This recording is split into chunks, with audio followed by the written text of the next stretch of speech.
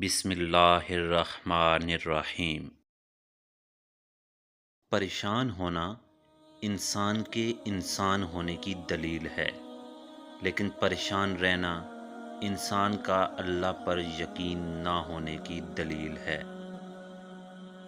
نصیب کی تختی کوئی نہیں پڑھ سکتا، اس کی لکھائی تب سمجھ آتی ہے جب لکھا ہوا پورا ہونے کو آتا ہے۔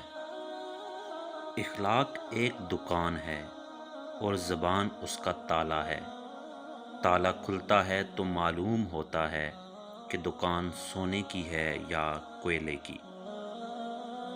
وقت سب کو ملتا ہے زندگی بدلنے کے لیے، لیکن زندگی دوبارہ نہیں ملتی وقت بدلنے کے لیے۔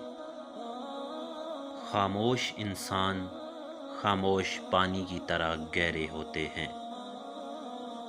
خوبصورتی کی کمی اخلاق سے پوری ہو سکتی ہے، لیکن اخلاق کی کمی خوبصورتی سے پوری نہیں ہو سکتی۔